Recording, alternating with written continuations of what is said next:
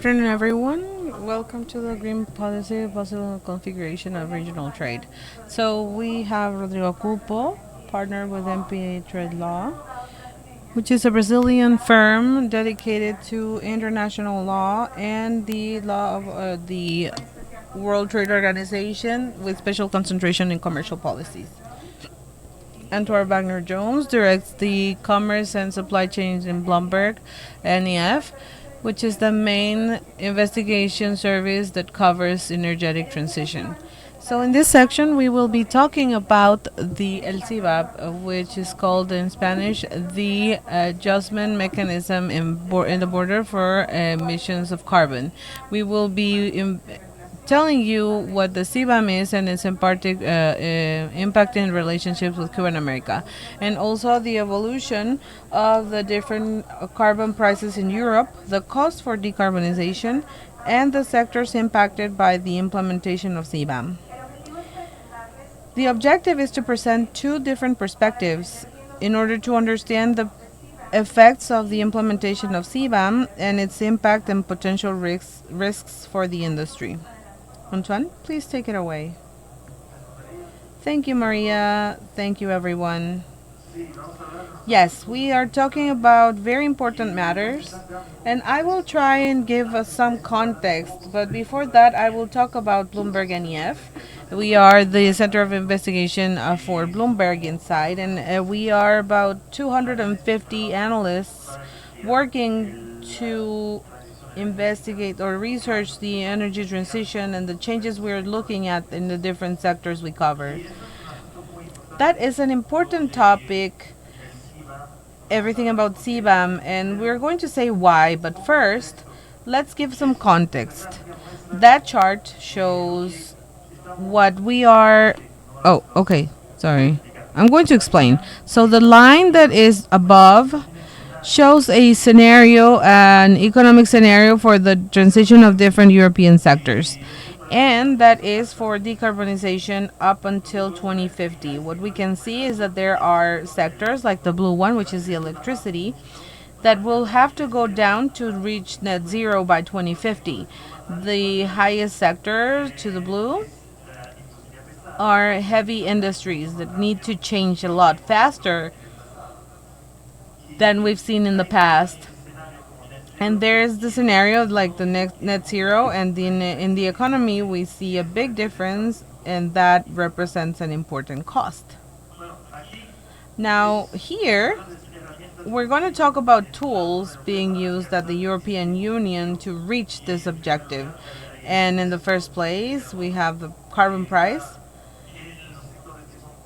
In the sectors covered by the carbon emission scheme, every emission needs to pay for every ton they produce. That is relevant in the electric sector, but it becomes even more important when it comes to heavy industry. Nowadays, a lot of that weight is covered by competitive reasons,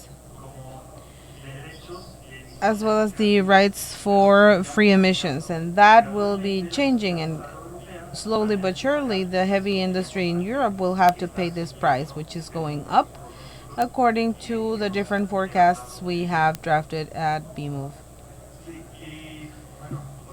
Yeah, and well, so I need to explain a lot. So this is a curve of offered of steel, and that shows the different options to decarbonize the steel sector.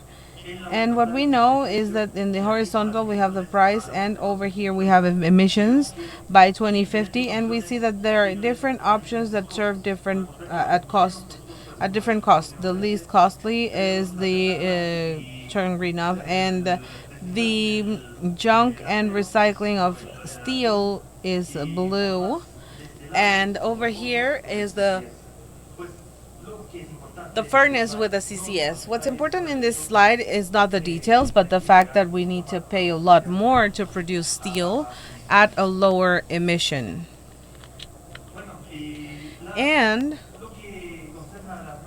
What concerns the European Union is that facing that challenge is seeing that you need to pay in the industry for a carbon price that increases every day and that goes into decarbonizing their energies to produce steel, which is going to cost. And that is a problem when we talk about a market like steel, which is worldwide.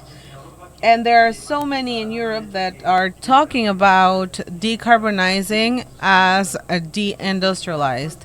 So the response by the European Union is to extend the price of carbon onto imports, and each importing company has 1 ton of these sectors.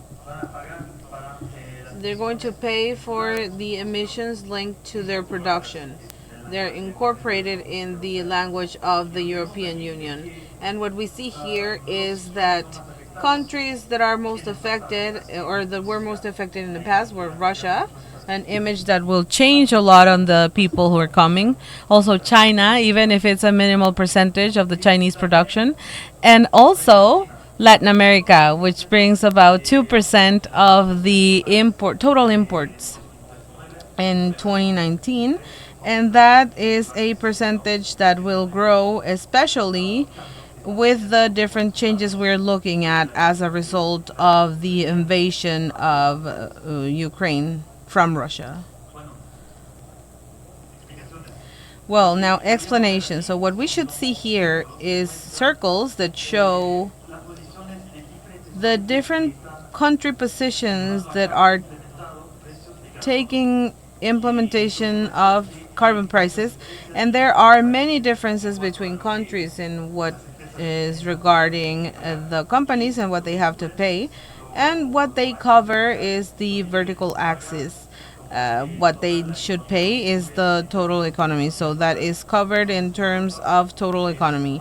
And so in Europe, they are beyond, like on top and to the right, because there's a large percentage of emissions they have to pay from their contamination. And we are looking at there being new schemes like the Chinese one, for instance, which is a lot lower and less ambitious for these early stages. So what the CBAM does is when it's applied in a more complete way as of 2026, I think, is to accredit or decrease what the importers need to pay to reflect the carbon prices that are implemented in the different origin countries. And those are very important. So, for example, if Carla is exporting steel, but they're implementing a carbon price scheme in Canada, the importers who have to pay for their emissions with the CBAM, they will not be paying a lot. And that is something that will influence the volume and the revenue for this scheme. Now, what this shows here is the emission, the world emissions from, I think, it's the last decade, I think, the past decade. And there are different versions, like the red is China, Russia, I think, is green over here in the lines. Blue is the US, green is below blue, it's the EU, and Korea and Japan. So what we see is that the Latin American production is a lot lower in terms of emissions. They have less carbon emissions per ton of steel, and that's important because with this CBAM scheme, if a company,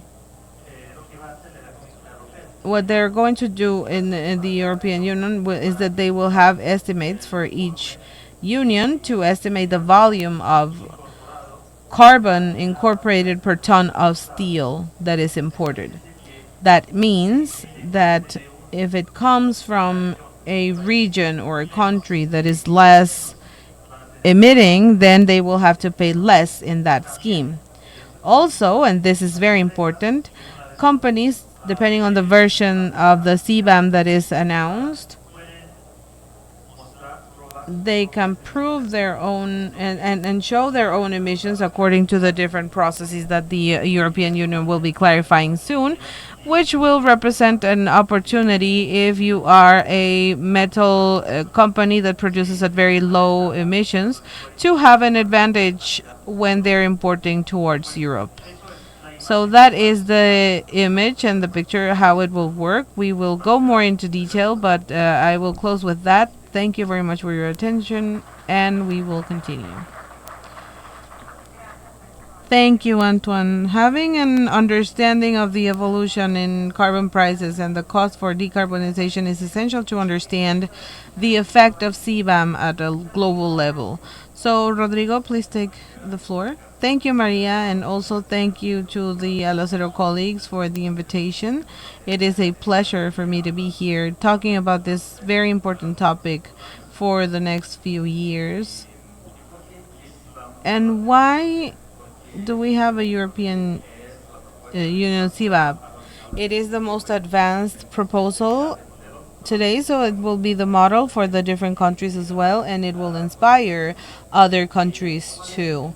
So, what is the context of CBAM? As Antoine explained, the context it comes in the regime for commerce of rights of emission in the European Union, existing since 2005. And up until today, the incentive sectors and the energy have a risk, as it said in the European Union, as a risk for leakage of carbon, and those investments will be transplanted to other countries with an increase of more dirty products as in carbon. These sectors have the rights to free emission of gases. They don't pay for their emissions. So with the increase of the degree of emission in the European Union, of course the European producers will have more expensive costs. And the idea for the CBAM, which was proposed originally by industrial steel producers, is to transfer the cost for the imported goods. So, in simpler terms, there were a lot of questions about how it would be and what CBAM is. It is the obligation that importers, it's not exporters but importers of certain goods, that they notify the different emissions of greenhouse effect gases.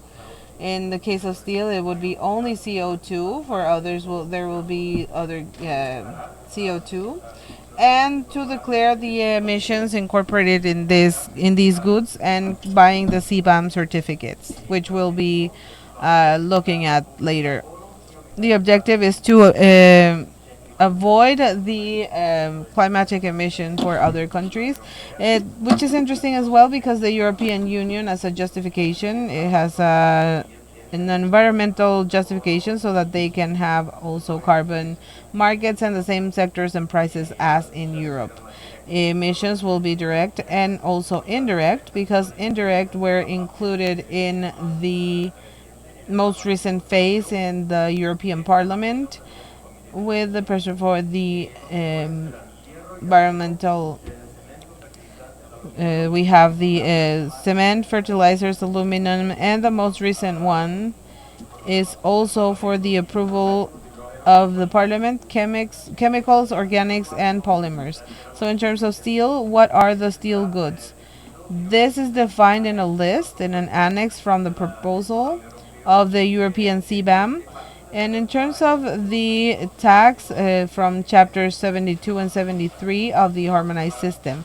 So for chapter 75 is almost all of the tax items, but CBAM will be 7202, 7204, and for chapter 63 there will be 7301 through 7311. So it's a little bit more technical, but that's the definition of what the goods are for the steel industry that are going to be included at CBAM. Over there we can see the producer, who will be paying for the carbon in local production, the importer, who will have to declare the emissions in the products that they import, and buying the CBAM certificate.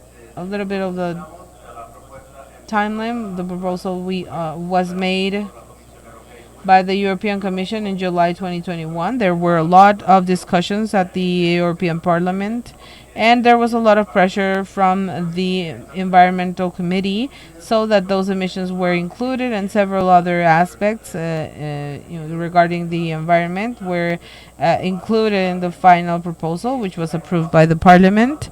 It is in the final stage, as we could say, and it needs the approval of the European Union Council, and it will go through in the next few weeks. It is important to also remember that there is a perspective to have the beginning at 2023, and that is important because it will be a transition part for 2023 for about 2 or 3 years, depending on the final version.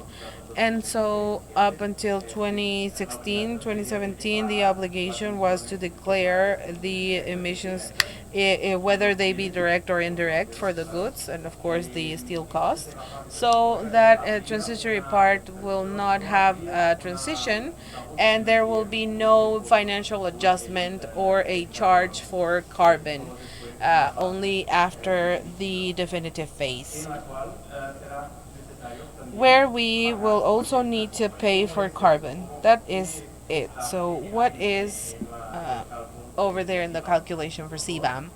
We have two main factors. So there are the incorporated emissions for the goods of the carbon price. That is important because it's not the price of for example, the origin, and that's questionable because it's not so much on the carbon footprint, but what the price is. So the representatives have to pay more for the cost, and it doesn't matter so much the carbon content, if you will. And those emissions could be real, which is the objective, the initial objective, which is the calculated emissions for foreign producers that are identified, and that they will be also declared by imported. This is not going to be easy because they need to have the information, as simple as that. Or in the event of these informations not being available, they will be using the informations by default, which is going to be a very big challenge because they will be collective. So again, there is the incentive, the intention to incentivize the participation of companies that should be calculating and reporting and having their verified emissions. And what are the main challenges? Well, there are a few. And the first one is exactly for it to be a regime of the collection of the effects of emission by the European Union, because while in the European carbon market, they will charge per emission per plant, so per facilities, and not so much for the detail of the item or product as it will be necessary for the imported goods. So we have this matter which is important, and also the details. There are many questions about the operation, what the calculation technology would be like. And today we don't have international standards for the calculation and verification of carbon. And so at KBS, we know that several companies also have a calculation and audits and verifications for that. But it might be that they're worth nothing because you need to respect the heteronomy of the European Union. And also for the approach, it needs to be exclusive for the explicit prices. And it's necessary to have other actions so that they cannot be considered. So regulatory cost, investment, carbon sequestration, if there is no specific reflection, that will not be worth anything for the European Union. So there's also not relationship with political relationships with Latin America for the exporter, because it doesn't matter what the situation is like in the country, in the exporting country, in terms of climatic policies, because what's important is that it was paid in price by the origin and how much. In developing countries, they estimate, of course, there is a disadvantage because there's no fiscal space, and that is very important because, well, we have that in the U.S. A green industrial policy with the Green Reduction Act, and they also have the funds and the income at the carbon market. They're going to decarbonization, while in Latin American countries they don't have fiscal space, which is very complicated. There is an issue with compatibility with the laws for the ONC. If there's barrier, or if they have an environmental exception or a green policy. And there's also a risk for a fragmentation over there, because if that exists as an example for other countries, we could have in each country, or other countries with their own rules and maybe sectors and products. A country might have, for instance, a project in the U.S. that includes oil in the but that's not in the CBAM for the European Union, and also with methodologies that could be different. So this is a risk. And also for the associations, we need to also have more of an optimistic vision. And those, what do we need to do? Well, to monitor the CBAM measures and discussions at an international level for an ONC, OECD, and the discussion that is being carried out at the G7 level, and discussions or bilateral or regional agreements like with the US and the European Union in terms of sustainable investment for steel and aluminum. And that's important for steel and Latin America, and also to participate with the debates of carbon content. And if you participate, others will define your volume. So, in terms of methodology and declaration, and in terms of verification, this is very important, and it's exactly to reflect on the conditions for Latin America. For example, Brazil has part of the renewable energy, and it needs to forget, or that needs to show the discussions for the different standards, and also showing the commerce and the public policies as a solution and not just a problem. There are many green policies that can be used for the adaptation and climatic mitigation, and that's also important. For companies, it is important that although countries are going to question or suggest changes for the proposal in the European Union, it is important to also be prepared for the transitional phase, um, which will come at a near future soon. And also not just for the CBAM cost, but the adaptation, because the calculation they're making is not going to work for the European Union, because it has to be from the great European Union. So also the possible impacts are crucial, and it is also possible to forget about the risk that other countries that see that as a barrier in the European Union is that they pass their exports to Latin America. So that is another risk that can happen. So I would stay here, and I am open to any of your questions. Thank you very much. Thank you very much, Rodrigo, for your very complete explanation of what CBAM is, its objective, and the different components associated with those costs, and also the risks associated with the implementation. I have several questions about your presentation. Antoine, I like to start with you. So, what are the challenges for the implementation of CBAM, and is there an alternative to CBAM? Yes, of course. Well, there are alternatives in action. Inaction is one, as the European Union. They can still apply reaching those goals by 2050 in order to decrease their emissions without any sort of protection, and implementing a way to rate the carbon, but that would cause a risk. And that is why an alternative for that way can be discussed. For example,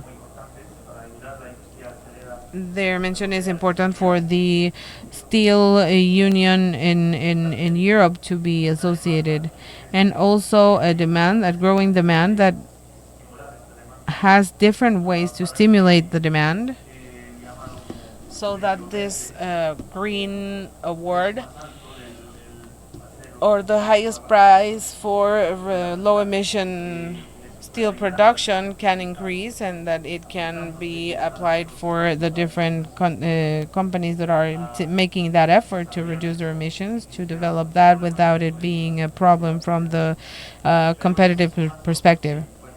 But those are the things that can accompany the CBAM and not make it slower, because there is a lot of uncertainty around that and how it's going to happen and what's going to happen. So there are other ways as to show, right, so you've seen like the different policies and perspectives, so that we can have like the different positions or rules that mandate or dictate the imports that go in a certain level or with a certain carbon footprint. And if it's higher, then we say, oh, that will not go. And that's something that China has similar to us. It's a regulation associated with the plastic they import. And so it's less equitable. And from the World Commerce Organization, it's a lot of more difficult to defend.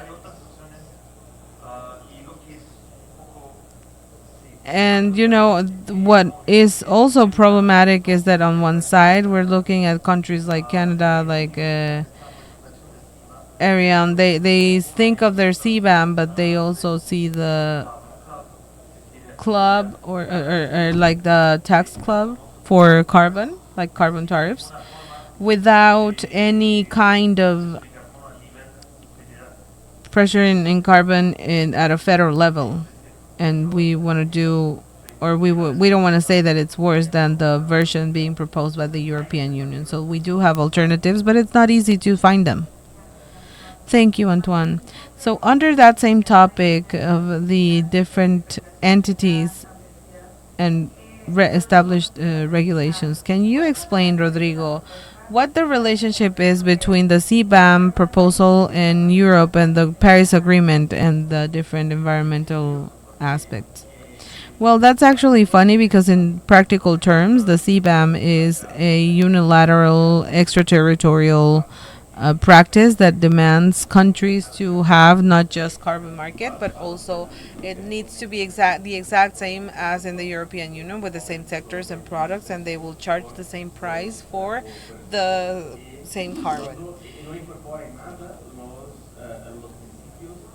And it doesn't incorporate at all the principles of the Paris Agreement, which include the technological experience and what Antoine was saying about the carbon club.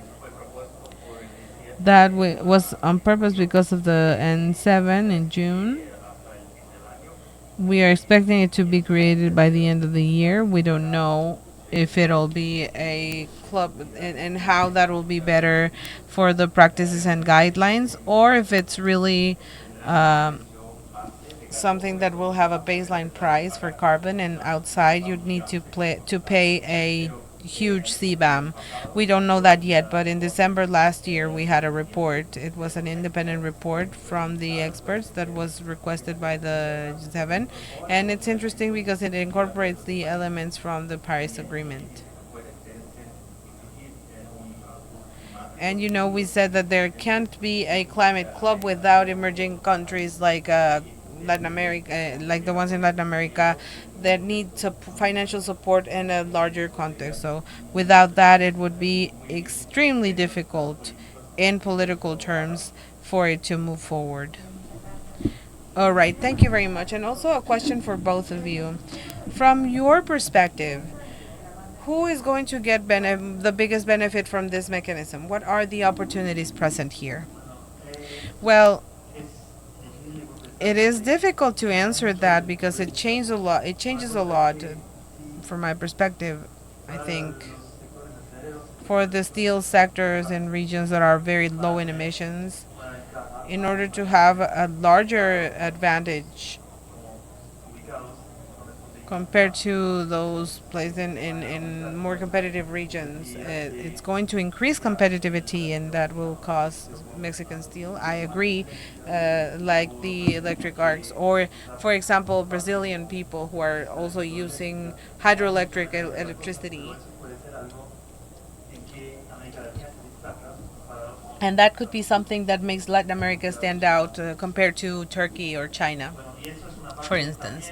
And that is also a part. There is a huge opportunity for the companies and that are doing that huge work of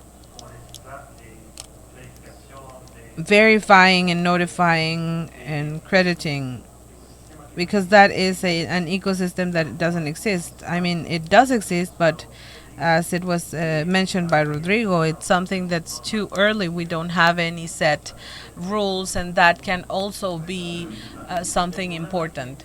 The problem here is that a lot of the revenue from this scheme goes, like Rodrigo was saying, to developing the different projects and decarbonization of the European Union.